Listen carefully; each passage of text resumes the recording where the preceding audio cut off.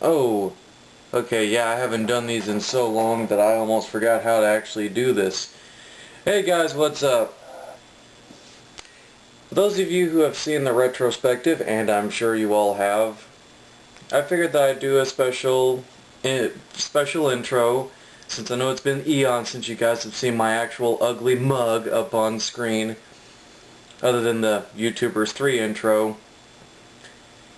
But I figure, we're here guys, this is the 100th lesser known.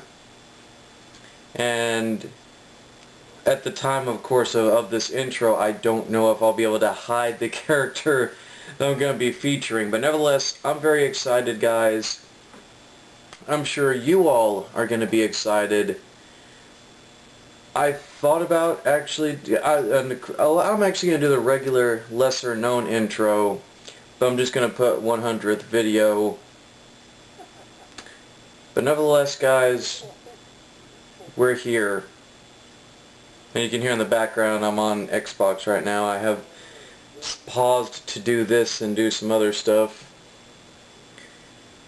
I gotta say guys, it's wondrous to be able to get to 100 videos, but it's also even better for this segment, the character of course that I picked.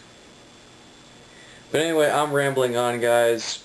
I just thought I'd do a quick intro telling, doing something formal, do something a little bit special, try to make this a little bit more memorable since this is the 100th video.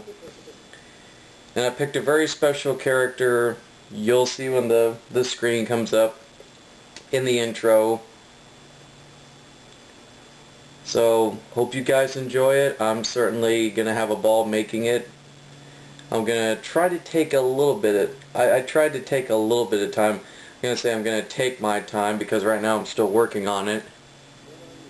At least at the time of this. You know what? I'm just going to be flat honest. I'm doing this while I'm piecing together the pictures and the audio and everything, so at the time of this, you guys, in a sense, are catching me at a very vulnerable moment. I haven't shaved. I look like crap. But as I said, I wanted to do something special. I wanted to do an intro. And I'm thinking about deleting this, but I'm not. I'm going to leave this as is. So I'm gonna leave it off right here. I'm gonna let the intro play, let the video go through.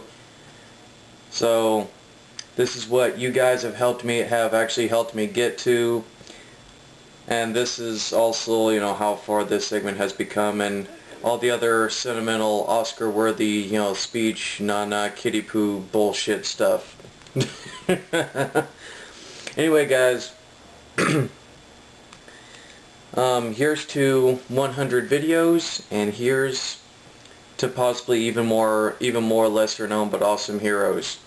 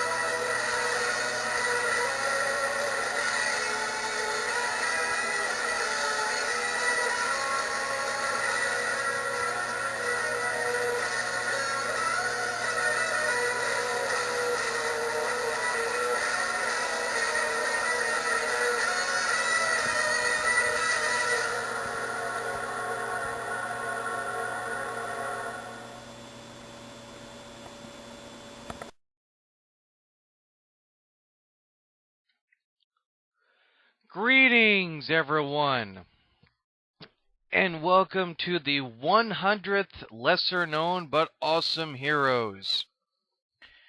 And I told you guys that in the retrospective that for every 100 videos, I was going to be talking about a popular character, and I think I will start the 100th video of this segment with probably the most recognized and most iconic of superheroes. and certainly one that has influenced my childhood as well as many others, and has been a very positive role model for the most part. And and of course, I don't need to give you guys an introduction to who this guy is. But just for the sake of argument, we don't, you don't really know who this guy is. The Man of Steel, the last son of Krypton, the Man of Tomorrow, the alien-born savior of Earth. I bring to you Clark Kent, or rather known by his Kryptonian name of Kal-El, but everyone around the world, both in the fictional DC universe and, the real world, know him simply as Superman. And Superman was created by Jerry Siegel and Joe Shuster, and he debuted in Action Comics #1, which was actually published on April 18th in 1938, and was cover dated in June. Now, Superman is, like I said, Superman is the most recognized superhero, not even just in the DC Comics universe, but he's the most recognized superhero in the world. He's literally become not just an American pop culture icon, but he's become a global superstar and icon. You show a picture to anybody, comic book fan or not, they will tell you that is Superman. He is literally alongside Spider-Man, the Hulk, Batman, and a few other characters, even, say the likes of, Hellboy now, or even say like, the Goon, or a character that has any kind of cult following. Superman is that character. Superman is the one character that anybody, even the average Joe Schmo on the street, actually knows.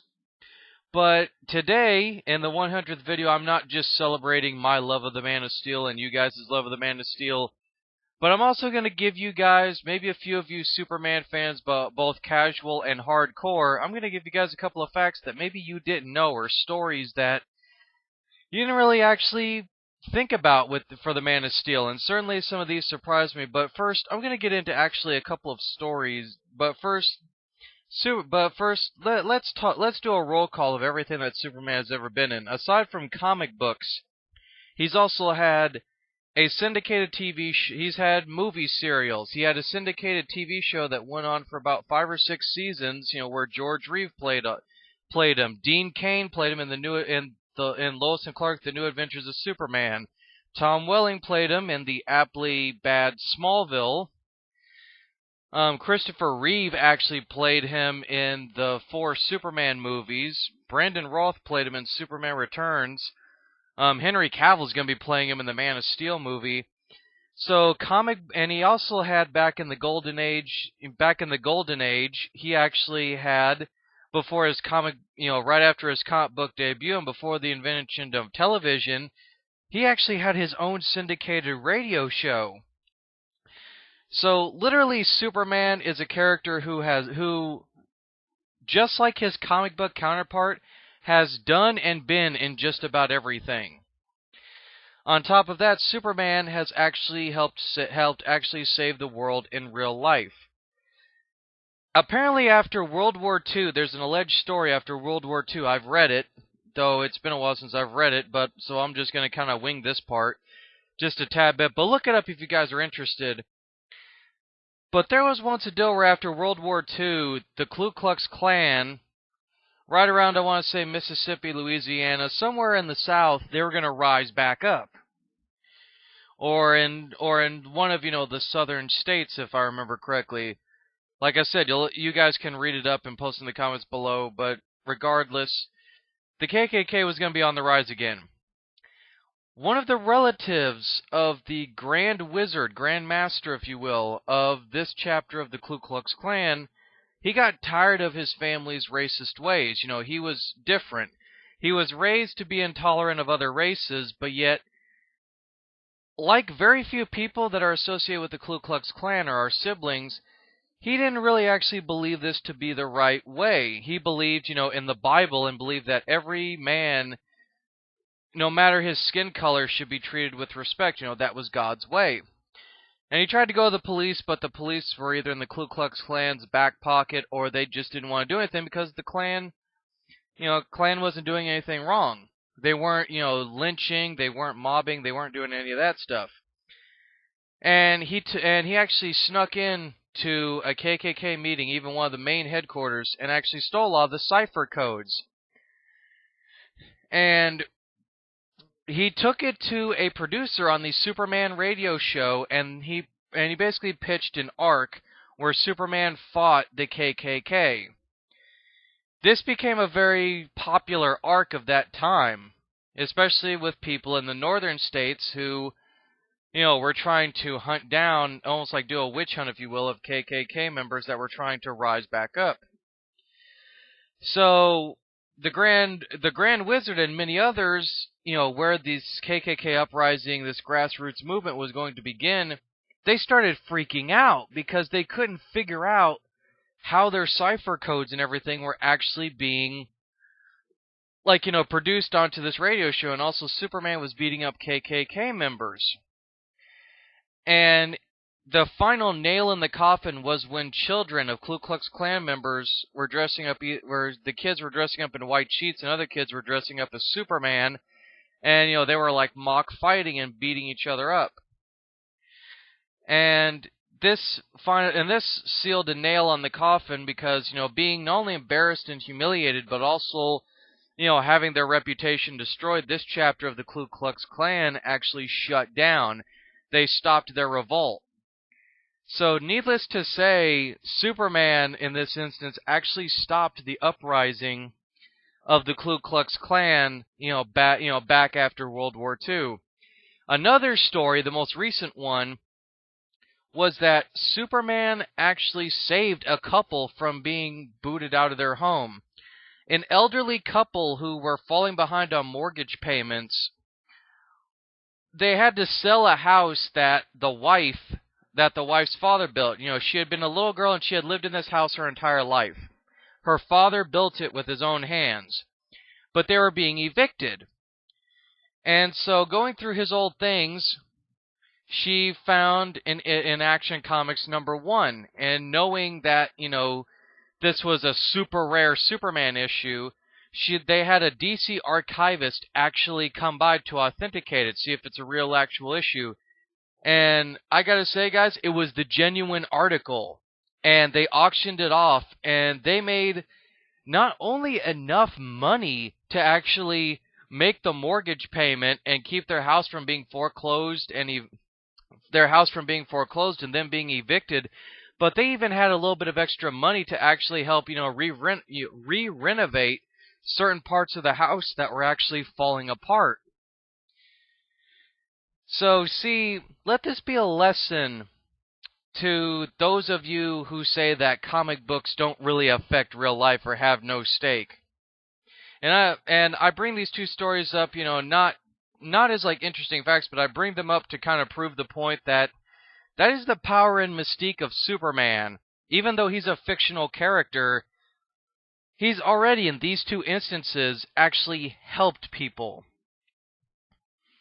So, just thought that I would actually throw that out there. Now, let's get in it now. And also, now, Superman has actually had not only a great cultural status, but many have theorized not only for everything from his relationship with Lois to, as I joked about, with Serpentine, last night on Skype, the whole implications that one would, and for those of you who are religious, please don't get offended by this. I can understand what I'm about ready to say is blasphemy. But many even talk about the archetypalness of Superman being a Christ-like figure. And Jerry Siegel and Joe Shuster taking references from the Bible with Jesus' birth and death and resurrection, and those kind of being implied to Superman's, facade and character. Especially in, like, the later arcs with Doomsday. But we'll get into all that in a second. Now, many have also theorized, Superman's abilities, but also the sexual relationship that he may have with Lois Lane, and how having a child would kill Lois. Hell, even the act of sex itself would kill Lois. And many pop culture and social theorists have, talked about Superman, and even many like moral therapists, and even many therapists have talked about the positive influence of Superman's attitude and how that may rub off on, young children. The Man of Steel has certainly so many things that he is known for. I think what certainly is interesting itself. Yeah. I think what also really is fascinating is that actually and certainly I think in May of last year IGN even actually in their top 100 list of greatest comic book superheroes, the Man of Steel ranked at number 1.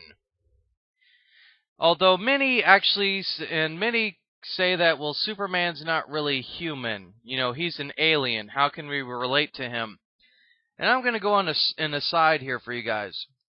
Just like with Ziploc Gore's defending Superman video, just like with FW Waller's, Superman hate rant, I'll say it. I like Superman for very personal reasons. I like Superman simply because I can relate to the character on a human level. Being somebody who grew up with autism, feeling like an outsider, a person like Superman is easily relatable for that kind of stereotype. The outsider, loner, or even somebody who knows that they're different or feels different. Because let's look at Superman. He's an alien from an extinct planet. He's the last of his race. He's an outsider. He was raised by humans, but he has all these amazing abilities. And yet he feels very alone. Yeah, that doesn't make him relatable at all. That doesn't make him, any less, grounded as a character. See, that's the problem that I think most people in the casual comic book audience don't get about Superman. The character is meant to be that beacon of hope, that ray of hope, that all, sunshines and unicorn farts. That's just the way that the character has been portrayed. He was portrayed originally as the Man of Tomorrow. He was the future. He's, the symbol of what humanity can actually reach. And that's something that's always stuck with me from a very early age. But the main thing about Superman, and I'll reiterate it, is the fact that he is an outsider and he is different, but yet he still tries to do good things. This is something that can be easily interpreted as one of the strong qualities of Superman, an ability that actually goes beyond, the heat vision, the freeze breath, the flying, the invulnerability. Superman's greatest power is his compassion. He is a character that embodies, compassion and mercy, somebody who is completely better off in life, but yet he still helps the common man because that was not only the way that he was raised, but that was the morals that were instilled in him. To help any and everyone, no matter their race, credo, color, religion, or even species, in the case of intergalactic, like citizens. And that weighs very greatly with the Man of Steel. But Superman's team affiliations has been the Justice League, naturally. An alternate Earth version of Superman was actually part of the JSA. And also when he was Superboy or so, he was a member of the Legion of Superheroes. And his main partnerships have been with with the two other big DC characters, which is Batman and Wonder Woman. He has superhuman strength, speed, stamina, invulnerability, freezing breath, super hearing, multiple extrasensory and vision powers, longevity, flight, intelligence, and regeneration. I don't need to tell you guys that, because I'm sure the majority of you have already know the name and the powers. But let's go in. But now that I've bored you guys with my ranting, let's get into the nitty gritty, shall we? Let's actually talk about Superman's origins. Now, Jerry Siegel and Joe Shuster had actually originally created a bald telepathic villain who was bent on world domination. And it was in a short story that they had made called The Reign of Superman. The Reign of the Superman, which was in Science Fiction issue 3, a fan magazine that Siegel had actually published in 1933. Siegel would then actually later on reimagine the character as a hero bearing no resemblance to his, villainous namesake. And Shuster actually visually modeled Superman after silent film and action star, Douglas Fairbanks Sr. and his bumbling alter ego Clark Kent would actually be a combination of Shuster and silent film, slapstick comedian Harold Lloyd. And with the name Clark Kent, it actually derived from movie stars Clark Gable and Kent Taylor. Or Tyler. Yeah, Tyler. Kent Tyler. Lois Lane would actually be modeled on Joanne Carter, who would later on down the road become Siegel's wife. Comic strips such as Little Abner and Dick Tracy influenced the original artwork.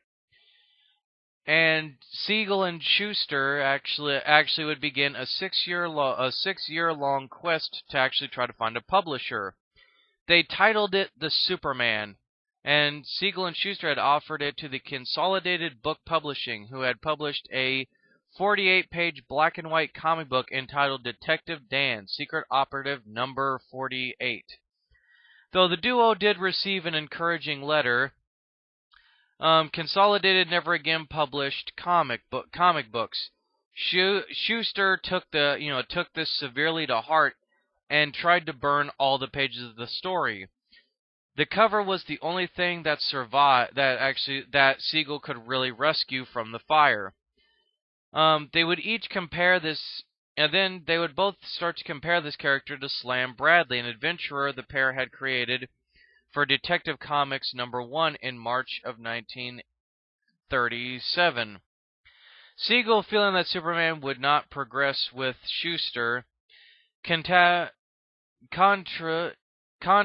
artists Tony Strobel, Strobl, Mel Griff, and Russell Kenton as potential collaborators on the strip.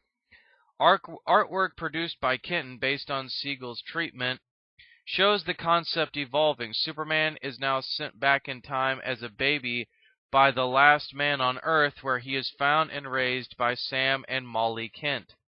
However, Kenton did not pursue the collaboration. Soon, Siegel and Shuster were back together again, working on the character. Pause for a moment here. Okay, good. Had to check the time there. Make sure that I'm not running out of time here. The pair would actually then re-envision the character, and he would be a hero of a more mythic tradition, being inspired by great mythical heroes such as Samson or Hercules, who would right the wrongs of Siegel and Shuster's times. Fighting for social justice and fighting against tyranny and communism. It was at this stage that the costume was introduced, and Siegel later recalled that they created a kind of costume, and let's give him a big S on his chest and a cape, and make him as colorful as we can and as distinctive as we can. The design was based in part on the costumes worn by characters in outer space in a lot of outer space settings published in pulp magazines. So, such as Flash Gordon. also partly suggested by the traditional circus strongman outfit, which composed of a pair of shorts worn over a contrasting bodysuit. However, the cape has been noted as being remarkably different from the Victorian tradition. Gary Eagle described it as without pennant in pop culture in Superman at 50, The Perseverance of a Legend. The circus performer's shorts over tights outfit was soon established as the basis for many future superhero outfits. This third version of the character was given extraordinary abilities, although this time of a physical nature, as opposed to the mental abilities of the villainous Superman. The locale and the hero's civilian names were inspired by the movie. Shuster said in 1983, "Jerry created all the names. We were great movie fans and were inspired by a lot of actors and actresses that we saw. As for Clark Kent, he combined the names of Clark Gable and Kent Tyler, I keep wanting to say Taylor.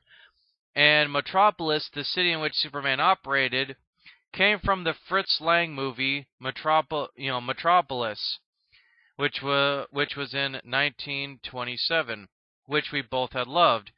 Although they were now selling material to comic book publishers, notably Malcolm Wheeler Nicholson's National Allied Publishing, the pair decided to feature this character in a comic strip format rather than in the longer comic book story format that was establishing itself at this time.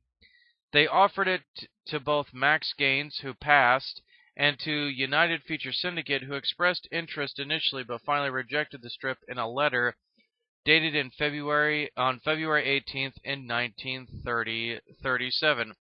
However, in what historian Les Daniels described was an incredible convoluted turn of events, Max Gaines ended up propositioning the strip as the lead feature in Wheeler Nicholson's new feature Action Comics. Vince Sullivan, editor of the new book, wrote to the pair requesting that the comic strips be refashioned to suit the comic book format, requesting 8 panels a page. However, Siegel and Shuster ignored this, utilizing their own experience and ideas to create page layouts, with Siegel also identifying the image used for the cover of Action Comics #1, which was in June of 1938, Superman's first appearance. And in February 2010, an original Action Comics #1 was sold at auction for 1,000,000. Yes, I am lazily doing that because I am not good with math. Siegel may have been inspired to create the Superman character due to the death of his father. Mitchell Siegel was an immigrant who owned a clothing shop on Cleveland's Near East Side. He died during a robbery attempt in 1932. A year before Superman was created. Although Siegel never mentioned the death of his father in interviews, both Jared Jones and Brad Meltzer believe it may have affected him. "It had to have an effect," said Jones. "There was a connection there, the loss of a dad as a source for Superman.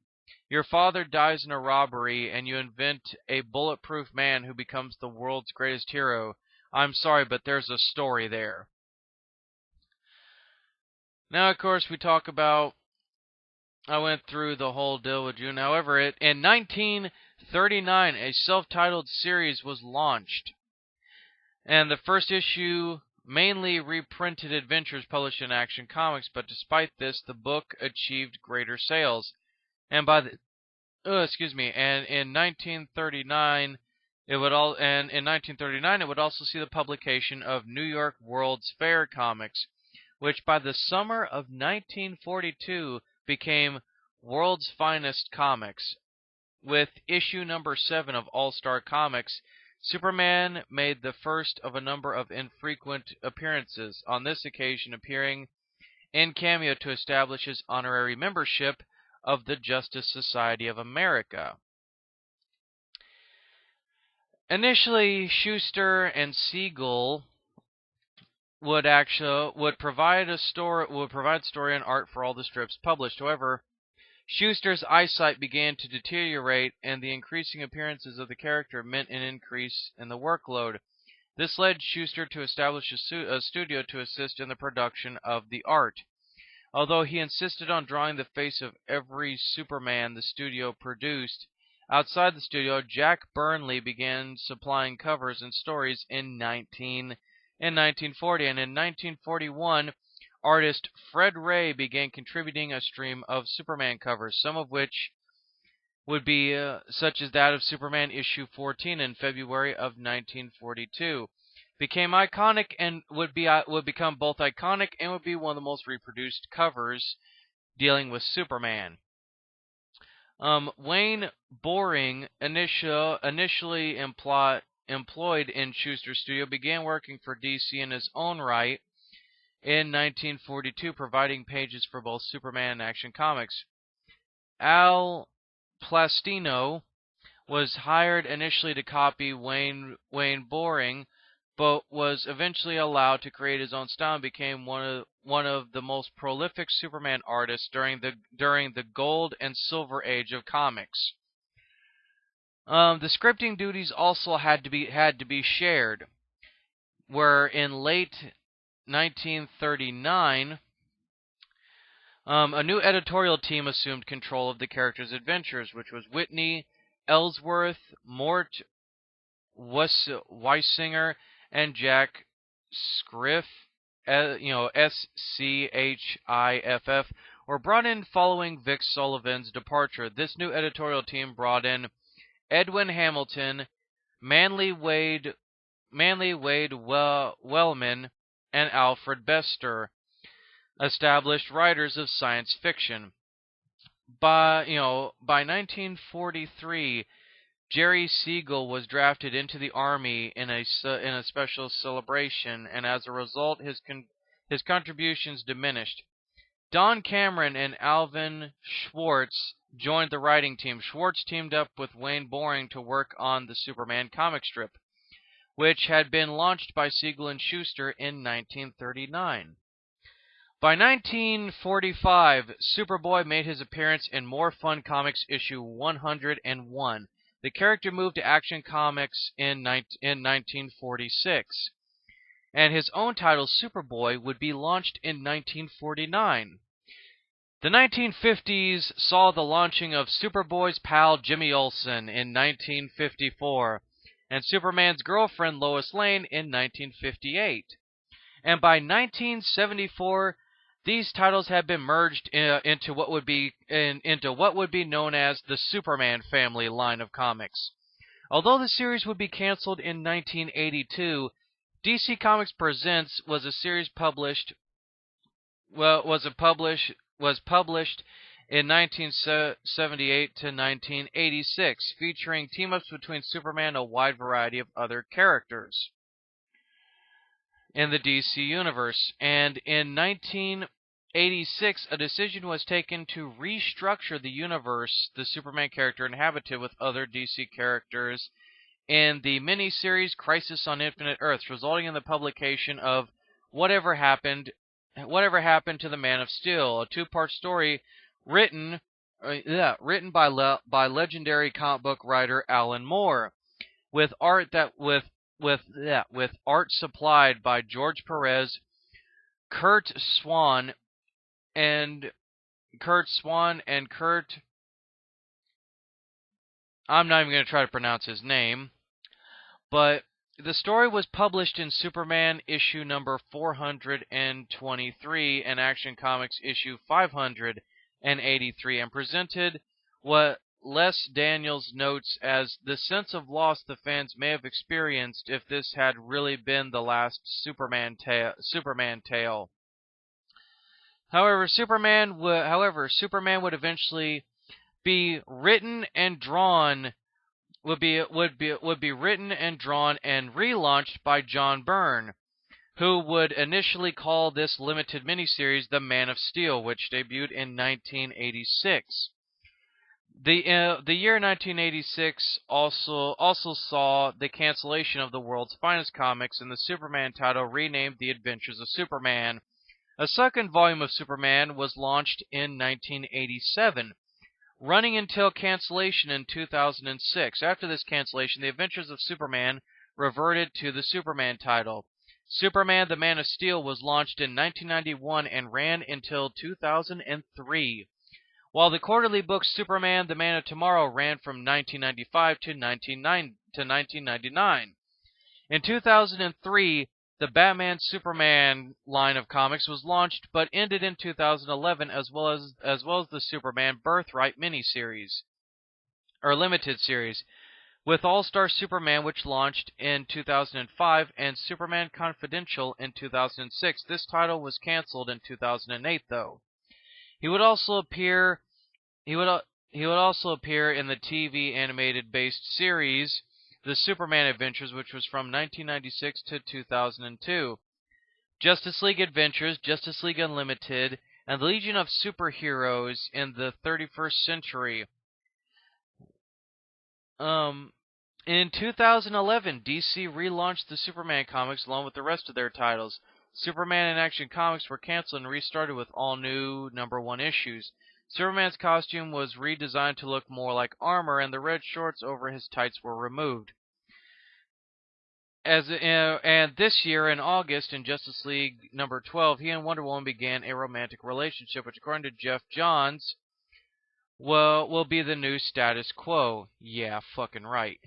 But I'm not against it, but at the same time, I don't like the new 52. You guys have heard me state this many times in the videos. But anyway, current ongoing publications feature Superman on a regular basis as Superman in Action Comics and Justice League. The character often appears as a guest star in other series and is usually a pivotal character in DC crossover events. Now,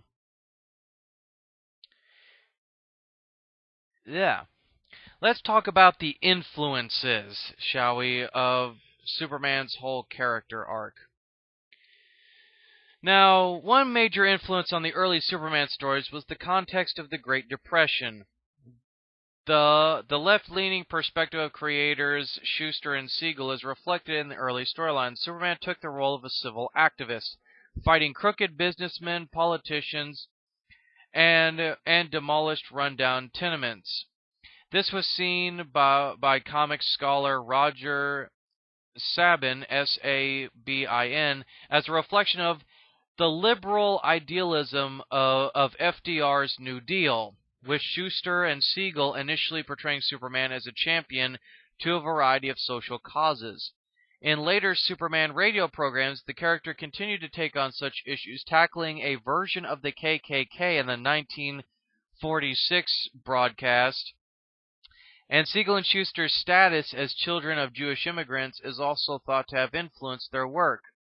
Timothy Aaron Pevery, P-E-V-E-Y, has argued that they crafted an immigrant figure whose desire was to fit into American culture as an American, something which, he feels tapped into a very important aspect of the American identity. Siegel himself noted that the mythic heroes of the tradition of many cultures bore an influence on the character. This included, as I stated very, very earlier in the video, characters like Samson and Hercules. Scott Bucketman, B-U-K-A-T, and then man, sees the character to be a worthy successor to Lindbergh, and also like Babe Ruth, and also a representative of the U.S.'s dedication to progress and the new through his invulnerable body, on which history cannot be inscribed. Further, given that Siegel and Shuster were noted fans of pulp science fiction, it was suggested that another influence may have been Hugo Danner. Danner was the main character in the 1930 novel Gladiator by Philip Weil, and possessed the same abilities of the early Superman.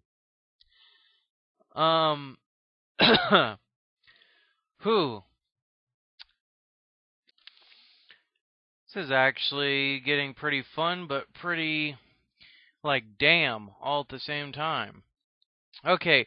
Comics creator and historian Jim Steranko, Steranko, has cited the pulp hero Doc Savage as another likely source for inspiration, noting similarities between Schuster's initial art and contemporary advertisements for Doc Savage. Initially, Superman was a variation of pulp heavyweight Doc Savage. Jim also argued that the pulps played a major part in shaping the initial concept. Siegel's Superman concept embodied an amalgamate of three separate yet distinct themes: the visitor from another planet, the super being, and the dual identity. He composed the Superman charisma by exploiting all three elements, and all three contributed equally to the initial success of the strip. His inspiration, of course, came from the science fiction pulps. Identifying another pulp likely to have influenced the pair as being John W. Campbell's A. Ron Monroe stories about the descendant of Earthmen raised on the planet Jupiter who, because of the planet's dense gravity, is a mental and physical Superman on Earth. Because Siegel and Schuster were both Jewish, some religious commentators and pop culture scholars, such as Rabbi I'll just say Rabbi Weinstein. I don't want to offend. I don't want to mess up his name. But also British novelist Howard Jacobson suggests that Superman's creation was partly influenced by Moses and other Jewish elements. Most recently, this interpretation has been endorsed by biographer Larry Tye. For example, Superman's Kryptonian name Kal-El actually resembles the Hebrew words which can be taken to mean voice of God. The suffix El meaning of God, which also found in the name of angels, i.e. Gabriel and Ariel, who are flying humanoid agents of good with superhuman powers. Tye suggests that this voice of God is an allusion to Moses' role as a prophet. Moreover, Kal-El's parents sent him away in a vessel, delivering him to new adoptive parents in an alien culture in order to save him from the impending doom, just as Moses' parents did. The narratives of Krypton's birth and death borrow from the language and story of Genesis.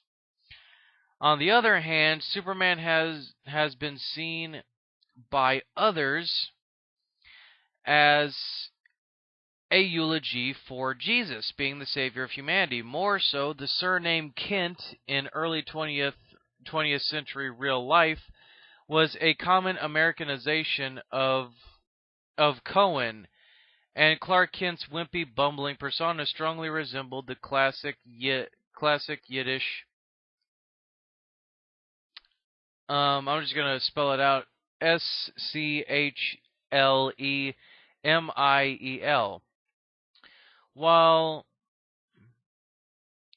Whilst the term Ubermensch was initially coined by Friedrich, I'm not even going to try to pronounce that, and translated by Shaw as Superman. It is unclear how influential this German guy and his scholar, not his scholar, but his ideals were similar to Siegel and Schuster. Les Daniels has speculated that Siegel picked up the term from other science fiction writers who had casually implied it, further noting that his concept is remembered by... Hey, Shazbot. Apparently my cat wants to say hello to me while I'm doing this. Hey, Shazbot. Okay. And that his concept is remembered by hundreds of millions who may barely know who he is. I'll just go ahead and actually spell out his last name for you guys. Nietzsche. There we go. You guys can look that up on your own if you wish. But getting back to the title at hand, others argue that Siegel and Schuster could not have been unaware of an idea that would dominate Hitler's National Socialism. The concept was initially well discussed. Yet Jacobson and others point out that in many ways Superman and the Übermensch are polar opposites. This German guy envisioned the Übermensch as a man who has transcended the limitations of society, religion, and conventional mortality, while still being fundamentally human. Superman, although an alien gifted with extraordinary powers, chooses to honor human moral codes and social mores. The German guy envisioned the perfect man as being beyond moral codes. Siegel and Schuster envisioned the perfect man as holding himself to a higher standard of adherence to them, i.e., Superman would not really place himself above the law. Okay, back now. Let's see. Here we go. Siegel and Schuster have themselves discussed a number of influences that impacted the character. Both were avid readers, and their mutual love of science fiction helped drive their friendship. Siegel cited John Carter's stories as an influence. Carter was able to leave great bounds because the planet Mars was smaller than the planet Earth, and he had great strength. I visualized the planet Krypton as a huge planet, much larger than Earth. The pair were also avid collectors of comic strips in their youths, cutting them from the newspaper with Winsor McCay's Little Nemo firing their imagination with its sense of fantasy. Schuster has remarked on the artists which played an important role in the development of his own style, which also noting a larger influence. Rex Raymond and Bern Hoggrith were my idols. Also, Milt Caniff, Hal Foster, and Roy Crane. But the movies were the greatest influence on our imagination, especially the films of Douglas Fairbanks Sr. Fairbanks's role as Robin Hood was certainly an inspiration, and Schuster admitted to basing Superman's stance upon scenes from the movie. The movies also influenced the storytelling and page layouts, while the city of Metropolis was named in honor of the Fritz Lang motion picture of the same title. And I'm not going to get into the copyright stuff, because I feel all that copyright stuff just isn't really like a necessary thing. I find that to be minor. If you guys want to do that, then by all means, you can look up a wiki article, or you can find other sources to read about it, but I choose not to really get into that. Now, I'm going to get into the Earth 1 and Earth 2 Supermans. I think I'm going to start. Now, the Earth 2 Superman is actually the mainstream Superman. This is the superhero. He actually first appeared in JLA number 73 in August of 1969. This version of Superman hails from the alternate reality called Earth 2. Unlike the more popular Earth 1 Superman, the Earth 2 Superman is portrayed as significantly older and is given the birth name of Kal-El, like the letter L. And he's based more on the Golden Age Superman. Also, on top of that, he is very disoriented by And unlike, the Superman that we know, he slowly developed his powers. They weren't just there as, he was developing when he was younger. So he's not used to flying. His strength is significantly less. And in his old age, he's just now even still, struggles with heat vision and freeze breath and what have you. He's the more old school Superman.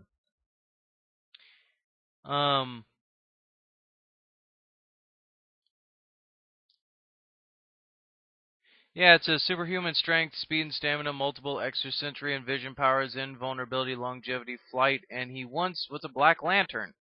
He was also part of the JSA, the Daily Star, and also the All-Star Squadron, and yeah, that can read. He was also actually a pivotal character in the Crisis on Infinite Earths storyline, whereas the Earth 1 Superman, if this page will let me scroll down.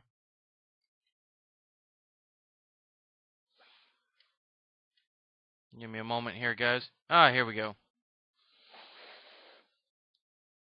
Whereas the Earth 1 Superman, the Superman from Earth 1 is actually the Superman that we know. This was the Silver and Bronze Age Superman.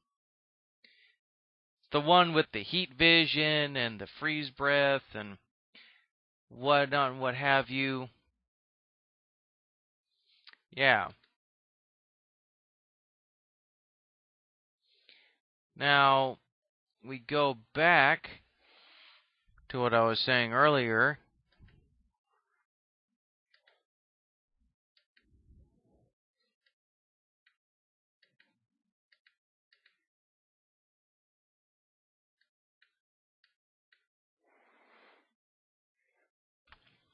Let's see. Do.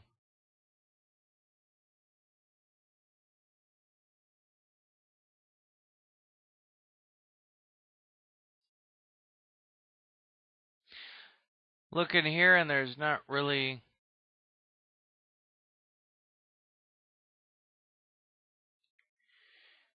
Basically, it seems like the rest of this information actually deals with a lot of the stuff that deals with, like, New Krypton, the Doomsday Saga, and all the various stories that I'm sure most of you actually know from Superman's Dill, including the Jeff Johns Origins and Brainiac storyline. So, I'm not really going to go into these.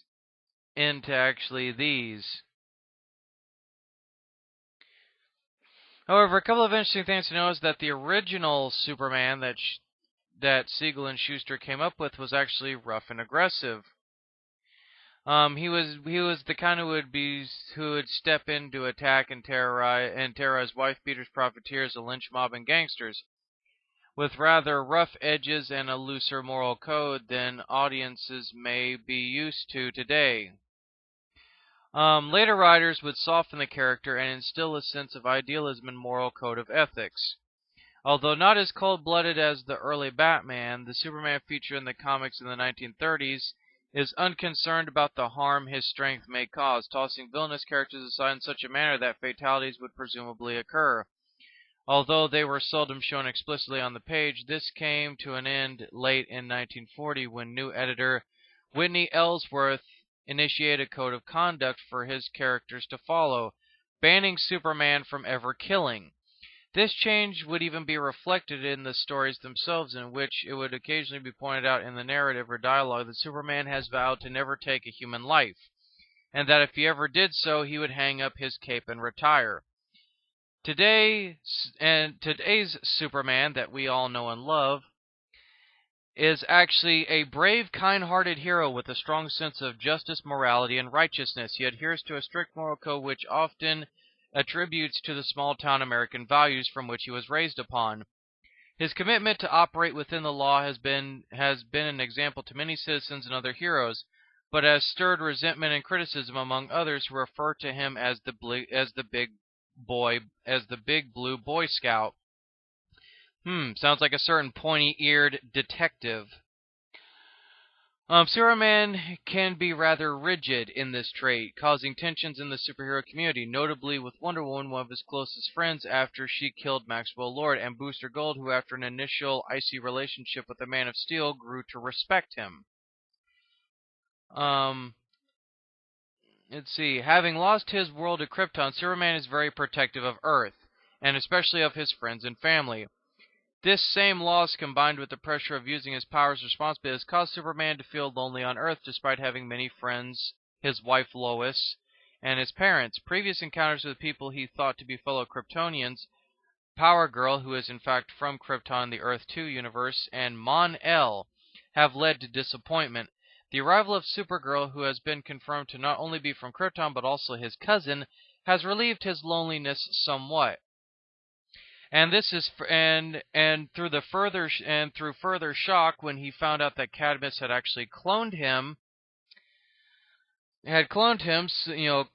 Superman at first was very callous towards the new towards Connor Kent, the new Superboy. And Superboy didn't really actually respect Superman at first, thinking him to be old and outdated.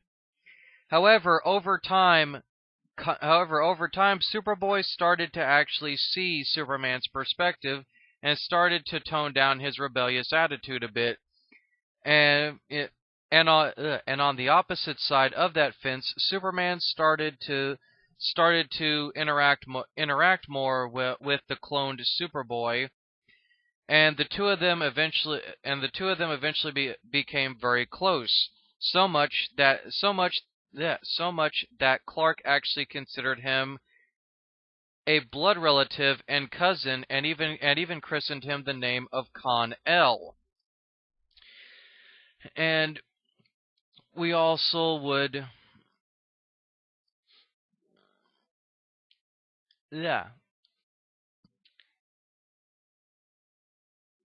and in one comic, in Superman Batman #3, Batman makes the monologue that that Clark is a demigod with all these abilities and powers, but he thinks himself a common man. And even the Dark Knight detective expresses a great concern and thought if Superman ever decided to abandon his humanity and try to take over the world as a god. However, Superman has instilled in many stories that while he is an alien to the planet Earth, he does not really think himself a superpowered being or a god. He thinks himself more or less a common man whose abilities are not for his own use, but rather for the benefit of humanity overall. Yeah. And pretty much, guys, there's a whole lot of other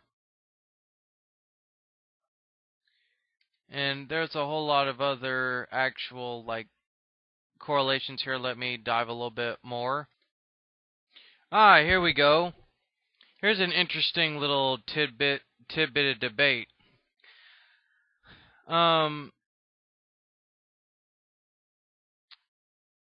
When the Infinite Crisis actually began, Batman actually admonished him, i.e., belittled him for trying to identify with humanity too much and failing to provide the strong leadership that superhumans had needed. An interesting note is the fact of Superman's diet or eating habits. That Superman has sometimes been portrayed as a vegetarian, while other times an omnivore. Indeed, it is often unclear as to whether he actually even needs to eat, although in some works, such as Superman Peace on Earth, it is clearly stated he does not really need to eat, but rather that he eats out of pleasure and never knows hunger. However, another story, Superman Birthright, had him portrayed as a strict vegetarian. However, in J. Michael Straczynski's Superman Grounded, he had ordered a Philly cheesesteak. In the 1966 Broadway play It's a Bird, It's a Plane, It's Superman, Superman, portrayed by Bob Holliday, sings, "Gosh, I'm hungry, I'd sure like a T-bone steak." Additionally, he has often been portrayed eating in animation, such as sharing a picnic with Lois in Justice League Unlimited and ordering a pie to go in Young Justice. Why this seems to be the subject of debate, I don't even want to know. But he's also appeared in other Elseworld stories, such as Superman, I think The Last Man on Earth, Superman Red Sun, which was done by Mark Millar, who actually rechristened Superman's upbringing as being brought up in a communist Russia during the Cold War. And there have also been a few tales here and there, a few other Elseworld stories here and there, where Superman was actually in medieval times. There was one where it was set in the Batman Beyond future. So Superman has had many other incarnations of himself in there, and I'm not going to talk about the enemies and the supporting cast, but let's dive, shall we? Superman, but in terms of cultural impact, Superman has been seen as both an American icon and the first comic book superhero. His adventures and popularity have established him as an aspiring force with the public eye, and the character serves as an inspiration for musicians, comedians, and writers alike. Kryptonite, Brainiac, and Bizarro have become slang or synonymous terms with the popular vernacular with Achilles' heel and extreme intelligence and reversed logic. Respectively, similarly, the phrase "I'm not Superman" or alternately "You're not Superman" is an idiom used to support a lack of cannot pronounce that. Omnipresence or omnipotence, whichever one you want to call. And through tons of marketing, parodies, homages, literal analysis, and blah blah blah. I'm not going to go into all, of that nonsense, but in closing, guys, this has been my 100th lesser known but awesome heroes, and I feel that the Man of Steel is certainly a character worthy of a 100th video, but also this character is one of the most iconic superhero characters, not just in American culture, but in comic books and pop culture in general. As I stated at the very, very beginning of this video, he's a character that, whether you're a comic book fan or not, you can more than likely recognize Superman himself. He's that kind of character. And certainly the character has survived the golden age of comics, the silver age of comics, where he was OP'd as hell, the bronze age of comics, and he's now been fought into the modern era. And despite the fact that many say that Superman is unrelatable and pretty much an outdated character, I disagree. I disagree with a lot of those synopsises. I think a character like Superman is always needed in pop culture man, I am stuttering. A character that is needed in all our lives. And I certainly think even before any of us are dead, even after any of us are dead, I should speak very plurally, Superman will still be there. And I think that that's the wonderful thing about a character like Superman is that they don't just inspire hope in the comic book universe, but rather they inspire hope for all of us in the real world. Because without role models like Superman, who are we really? I'll leave you guys to actually answer that question on your own.